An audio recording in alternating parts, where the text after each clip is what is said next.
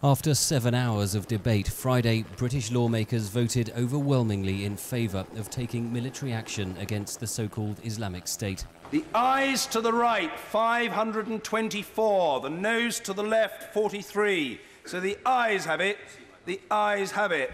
Earlier, British Prime Minister David Cameron laid out his case for sending warplanes to Iraq. This is not a threat on the far side of the world. Left unchecked, we will face a terrorist caliphate on the shores of the Mediterranean and bordering a NATO member with a declared and proven determination to attack our country and our people. Though the bill only covers military action in Iraq, some lawmakers said it would inevitably lead to airstrikes on Islamic State positions in Syria. Outside Parliament, anti-war protesters staged a demonstration against military action. Critics say Britain and the West have learned nothing from the difficult campaign in Iraq after the US-led invasion in 2003. Corporal Simon Miller was one of 6 British soldiers murdered by an angry mob in southern Iraq in 2003. His father John says the British airstrikes will only encourage extremists plotting to attack Britain. It's only fueling fire. It's a recruiting programme.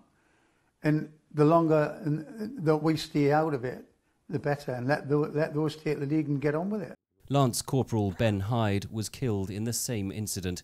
His father offers a different opinion on Britain's fight against Islamic State. I think certainly as regards Iraq, I mean airstrikes, yeah, any assistance that we can give, not necessarily, not boots on the ground. I think that would require a lot more thinking about and a lot more debate, but certainly anything short of that.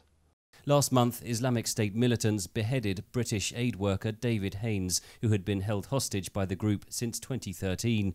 At the family home in Scotland, his daughter Bethany is trying to cope with the loss. But she's clear about the need to tackle her father's murderers. IS need eradicated. They can't continue this way. They can't be doing this to people and get away with it, no matter what nationality, if they're Western or not. Eradicating the Islamic State will entail a long campaign, says Michael Stevens, director of the Royal United Services Institute in Qatar. What we have is an ability to take the lead in a humanitarian sense, to help out with refugees, to look at rehabilitating the region, to work with all regional allies to defeat ISIS in the long run, not just the military short-term position. British warplanes are being readied at air bases in Cyprus. They could be in action as early as this weekend. Henry Ridgwell for VOA News, London.